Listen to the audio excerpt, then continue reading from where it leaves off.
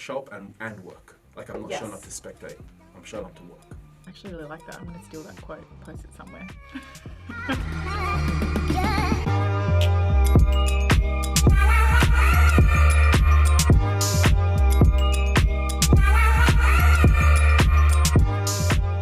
And I guess going back to from the upbringing of your brand, how did you create the brand? Because I know reading from your story a little bit, and correct me if I'm wrong, you seen the opportunity with influencers and the influence they had and the authority they had on such big audiences.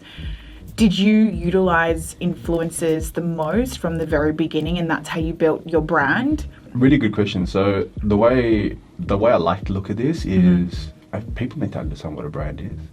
I think there's a lot of confusion around what a brand is. Is a brand a logo? Because so many people spend so much time just making a logo. Is a brand the color palette you use? Is a brand the type of content you create? What's a brand? Is a brand the influencer you work with? To me, the meaning of a brand, and it took me 8 years to work this out, okay? So I didn't get this from the beginning. We just had a product. I just wanted to make the best fat burner that existed, right?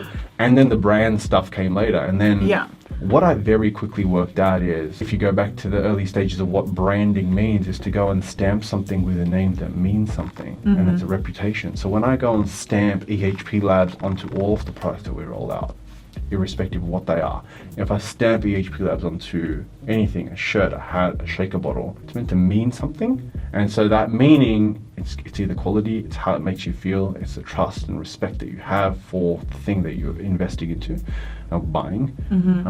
And so to me, that's a brand. A brand is meant to mean something, okay? It's meant to deliver a particular message. It's meant to stand for something. Make somebody feel something. Yeah, so when you create that, there's so many things you've got to do, right? You've got to know what it is that sets you apart. You've got to be consistent with that. You've got to have your quality right. You've got to have your customer experience right. All those things are part of your brand. And I think for a lot of people who either buy brands or, like, if you buy a brand, you certainly know that, right? Like, if you're rocking if you've got a Hermes Birkin bag or an LV bag, like, it means something to you. Rock that, and makes you feel a certain way, and people that see you, it makes them interpret you in a certain way, right? Correct. And so that's what a brand does. So when creating the brand was one bit.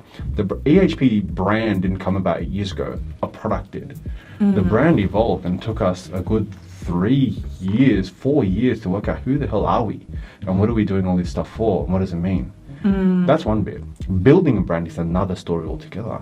Building a brand now comes about from how do we disseminate, how do we reach as many people as we can to tell them about who we are and what our brand means and what we stand for. Right? So if you go back to the early days, cool, you can go stamp this thing onto a cow, and you've gone and branded your cow, and you've gone to the farm.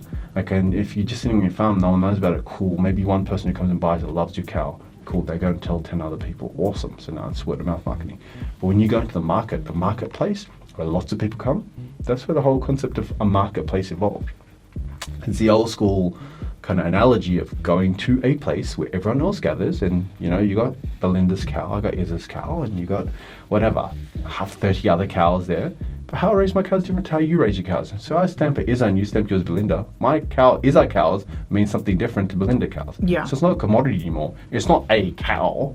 It's not a protein. It's not a fat burner. It's not a handbag. It's now the Birkin bag. It's now EHPlabs Oxy Shred. It's now EHPlabs Oxy Whey Protein. It's now a brand, right? Got it. Different to a commodity.